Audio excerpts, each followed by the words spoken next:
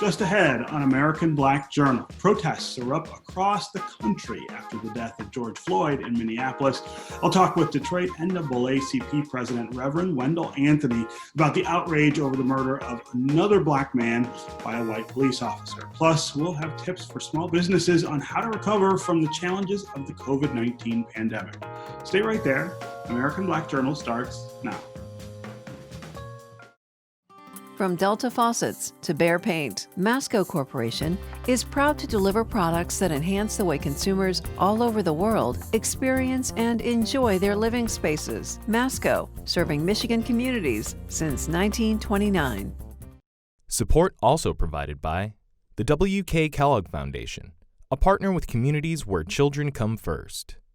The Cynthia and Etzel Ford Fund for Journalism at Detroit Public TV. The DTE Foundation proudly supports 50 years of American Black Journal in covering African American history, culture, and politics. The DTE Foundation and American Black Journal, partners in presenting African American perspectives about our communities and in our world. Also brought to you by Nissan Foundation and viewers like you. Thank you.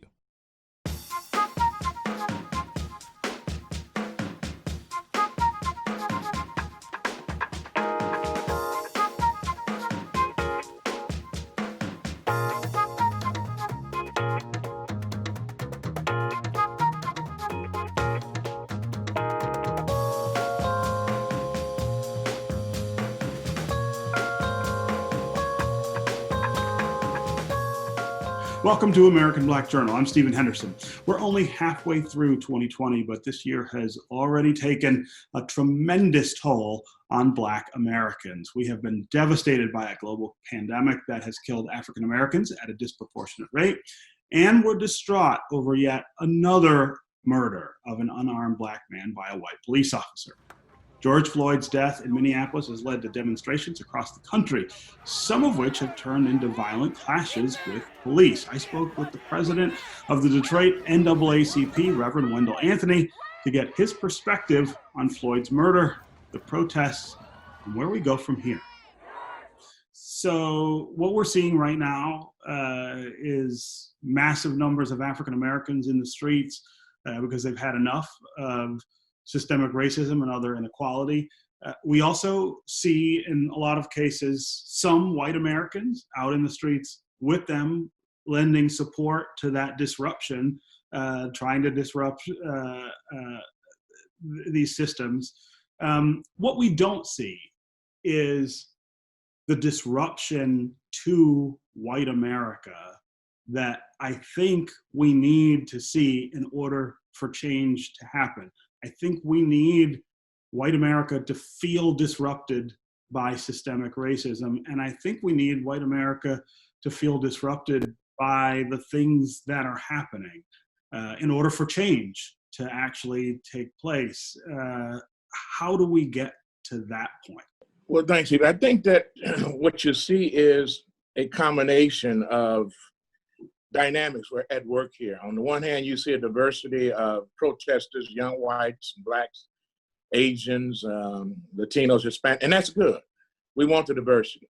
You see some older whites and blacks involved, but until it touches you directly, you're not impacted by that. The police ain't killing white people. They're killing black people. And it hits us right here between the eyes and right here in the heart.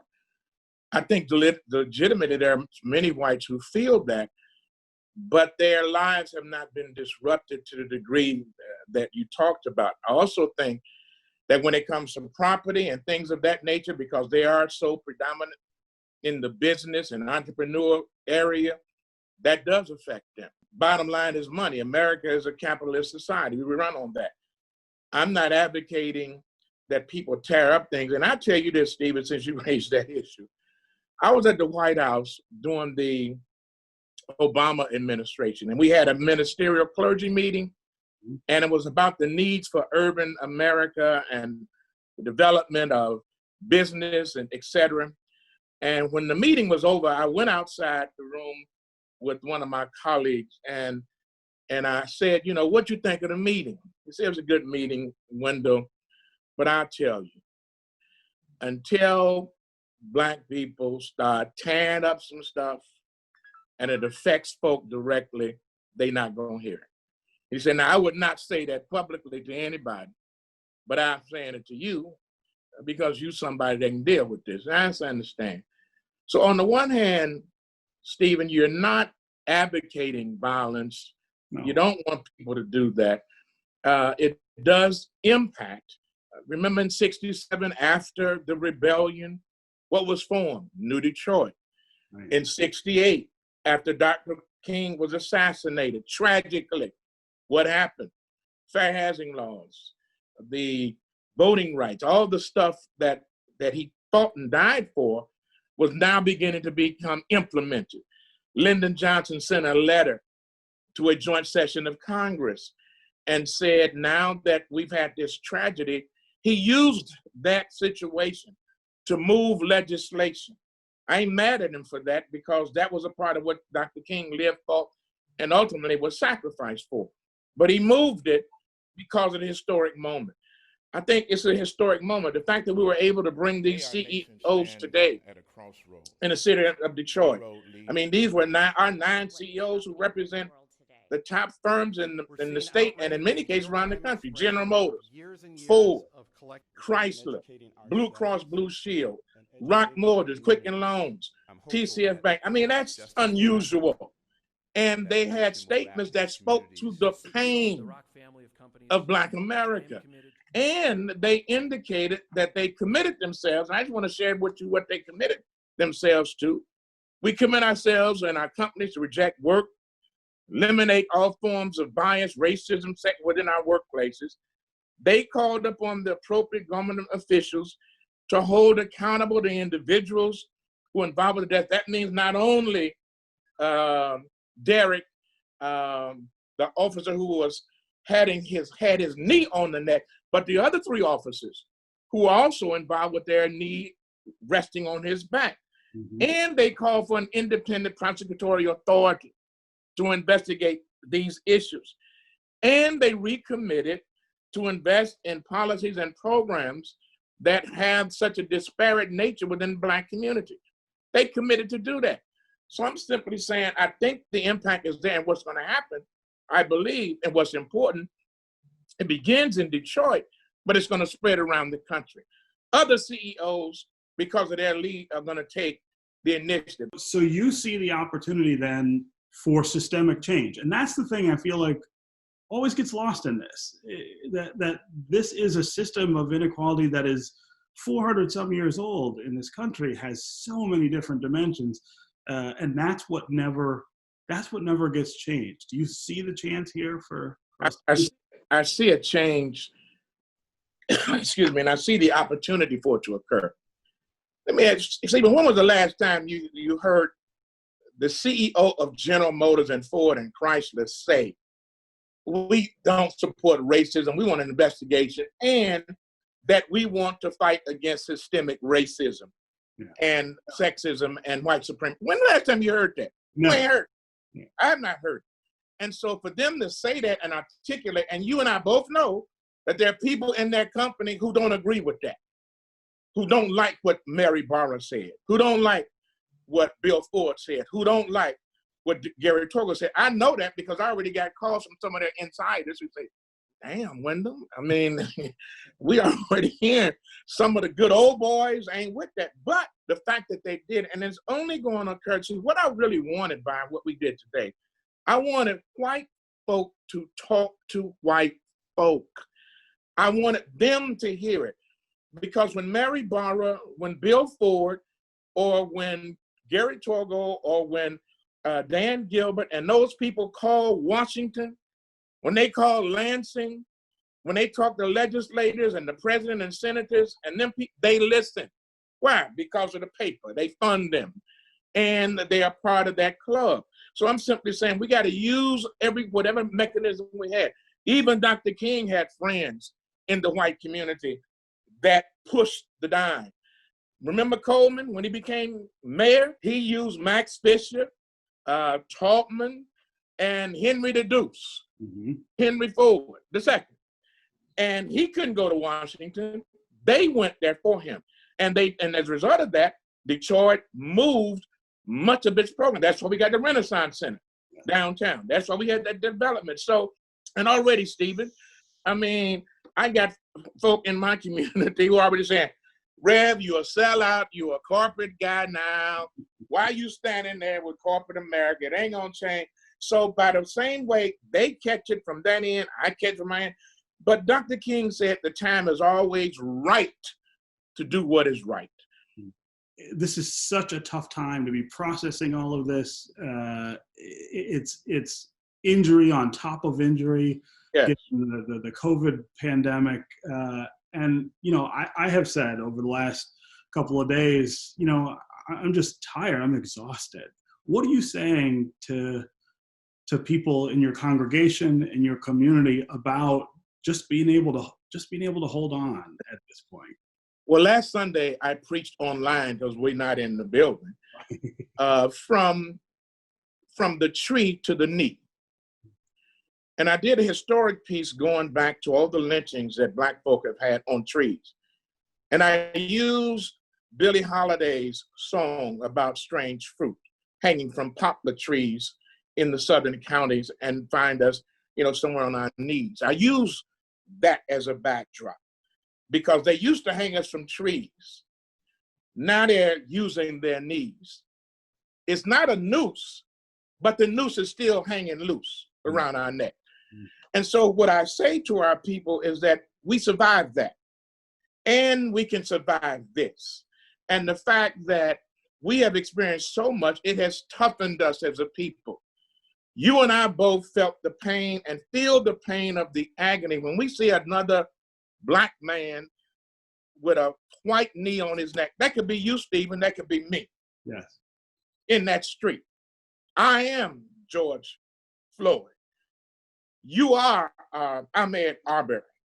Just by virtue of walking a dog or being in the sidewalk or taking a cruise on a clear day, not thinking about anything but just enjoying life. And then all of a sudden somebody pulls up behind you, say, man, your tail light is out. You say, well, okay. Or you swole and you didn't. And then you say, well, what's my, and then it escalates from there. And then we wind up reading about Stephen Henderson or Wendell Anthony. I'm saying we should not have to live like that. So I still say to my congregation, and I say to young people, channel your energy, not only into protesting on the street, but protesting in the voting booth. I am so proud that today in Ferguson, Missouri, for the first time in its history, a Black woman is now the mayor of Ferguson, Missouri. I live right next door to Ferguson in Kinloch. My grandmama told us never to go to Ferguson because you might come back dead. You might wind up like Michael Brown. Wow. Now today, a Black woman is a mayor. How did she become mayor? Because young people and old Black people and some white people went to the poll and voted her in. Now they got some change. We got a president that uses the Bible to justify his sacrilegious activity. That's tantamount to the devil standing with a cross in the pearly gates talking about, follow me, I'm the way, the truth, and the life. He don't read the Bible. He don't go to church. He don't know nothing about Psalms 24, 23, 91. I doubt if he even say his prayers at night. But yet he holds up the Bible as a virtue, like a paragon of virtue, trying to bamboozle the people. He is now up for re-election. Y'all, if we don't vote to turn him out, shame on us. Although the threat of COVID-19 has not gone away, the number of cases and deaths has declined enough to begin reopening the economy, at least a little bit. Here in Michigan, Governor Gretchen Whitmer lifted the stay-at-home order and allowed restaurants and retail businesses to reopen under some restrictions. For many small businesses, this has been an incredibly challenging time. This year's Small Business Workshop is going virtual to help owners figure out how to rebound. I talked with the founder of the event, Mark Lee of the Lee Group, and David Girodot from presenting sponsor, Fifth Third Bank. Everything in the world is different right now, and lots of things I feel like are higher staked than they normally are. One of them is, of course, how you manage your small business and how you manage your small business in the city of Detroit, which I think adds maybe another level of difficulty to the whole exercise. You do this every year. Talk about how this year is different. I feel almost silly even saying that. Everything is different, but talk Yeah, about it the is. ways in which this won't be like any other conference you've had. Well, first of all, thanks for having me and appreciate the opportunity. This is our 6th annual small business workshop, and the most fundamental difference, just like everybody else, is we've had to pivot and shift the delivery mechanism. In the past years, as you know, we have done in-person workshops where people have come together, over 100 folks, 150 folks have come together, and we've had individual workshops as part of a larger workshop. This year, for the very first time, we've had to pivot, and we're now offering this workshop online, and we'll be using technologies such as this. And this is the fundamental shift that all businesses are beginning to go through, is how do you begin to adapt to change? And that's the focal point of the workshop, essentially, is adapting to change, certainly as we're going through this period of crisis. Yeah, yeah. Dave Gerardot, you also have a lot on your plate these days. I would imagine a bank that deals with a lot of small businesses and supports them here in Detroit. Talk about how your role might be different now. Yeah, Stephen, and once again, thank you as well for inviting me. And the bank is thrilled to be partnering again with Mark and the Lee Group. I don't think this topic could be any more important than it is today. Small business has been changed for a while. And I go back to a year ago, we did this together, and I thought about one of the comments I made, and it was about staying power and ability to adapt your business to a changing environment. I had no idea pandemic was that type of changing environment that we've run into. And now, particularly in the city of Detroit, we have another element that we need to be aware of, that those small businesses that were so reliant upon the densely population of the business community in downtown that was thriving, until this happened, is now they need to pivot. They need to think differently as the community comes back to work, and it'll be slowly. And they need to think about how they reestablish their business in a pattern that reflects the opportunity and that people, as we all go back to work, and we're all excited to do that. I want to spend money at the restaurants and the small businesses. But as a bank, we're going to be aware of that. We are now in a position to help and support. And there's a lot of tools as we talk, we can point to some of them. This isn't the financial crisis of 8 and 9, where it was purely a financial situation. The banks were in a different spot. Today, we're well capitalized. We have a lot of liquidity, and we have a social responsibility to support the small business community, because that is the backbone of this community from a jobs and for any type of economic survival and resilience we're going to show. So we're going to be there, and I'm happy to talk in more detail as we go through that. But Mark is going to do a great job of leading people in that process. Yeah. So Mark, let's talk about some of the specifics about what you tell small businesses in the workshop in the middle of a pandemic. You and I have had a conversation before about planning and preparedness and all of the things that you talk about all the time. We're months into this now. What's the advice that small businesses need to get back out into the world as this ends? Yeah, that's a great question. And by the way, thank you to Fifth Third Bank for their continued support. What you have to do right now is you have to stop, pause, look at your business operations, reassess, and make sure you understand exactly where you are today. As if you understand exactly where you are and you want to think about the future, you're going to understand what your potential gaps might be. We started this conversation today, for example, saying we had to pivot this workshop. We put things on hold for about 4 to 6 weeks. We usually hold the workshop in the month of May during Small Business Week and always the first week of May.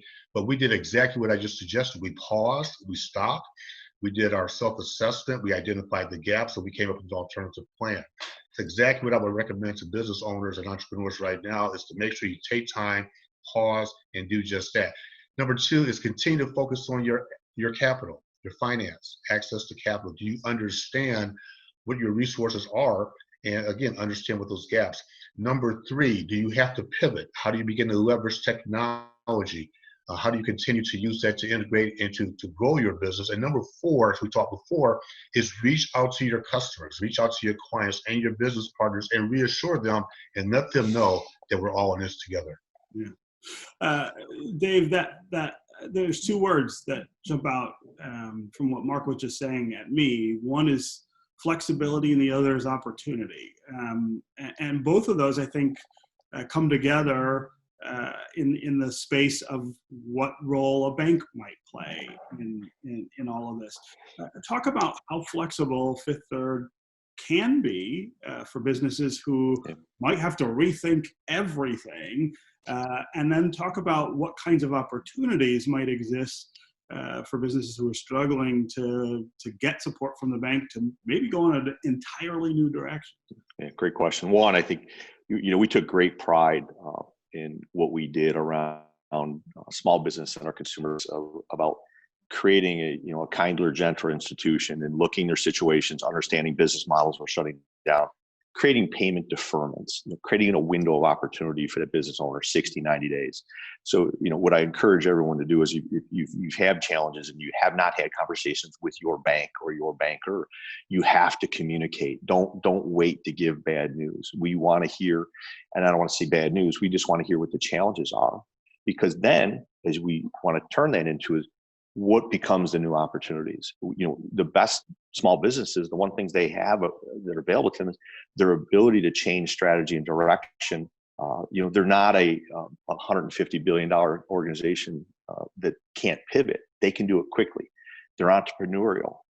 Their ability to shift to what the new economy is going to be critical. And that's where the opportunities lie. And going back to a lot of Mark's things, what's your brain trust around you? Include your banker, your CPA, your advisor, that network to tell you, look, let's think through the business model and let's start making changes now as our doors are reopening and the communities are coming back and your economy is growing again. Because if you don't pivot, it's going to be lost opportunity. And I think you'll find, Stephen, there will be some real net gainers in this process. And those are the people, this is where the entrepreneurial spirit shows in this country and shows in the metropolitan Detroit, because they're going to be ready to go with new ideas. Mark, I wonder, you spend a lot of time working, of course, with small businesses all the time.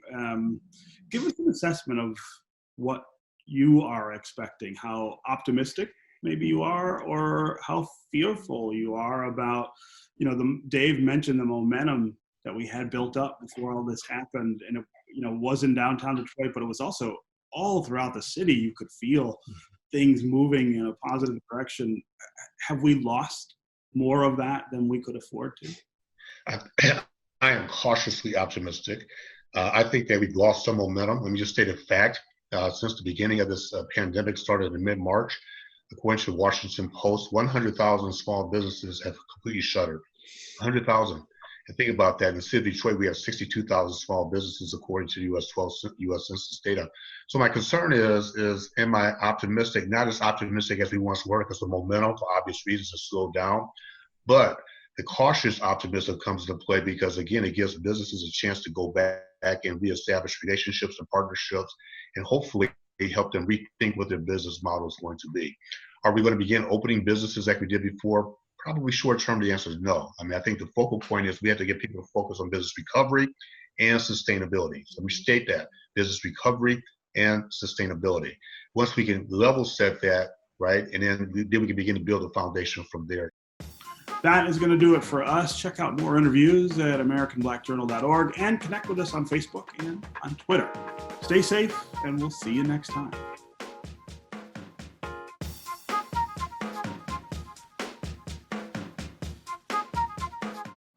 From Delta Faucets to Behr Paint, Masco Corporation is proud to deliver products that enhance the way consumers all over the world experience and enjoy their living spaces. Masco, serving Michigan communities since 1929. Support also provided by the W.K. Kellogg Foundation, a partner with communities where children come first. The Cynthia and Etzel Ford Fund for Journalism at Detroit Public TV. The DTE Foundation proudly supports 50 years of American Black Journal in covering African American history, culture, and politics. The DTE Foundation and American Black Journal, partners in presenting African American perspectives about our communities and in our world. Also brought to you by Nissan Foundation and viewers like you. Thank you.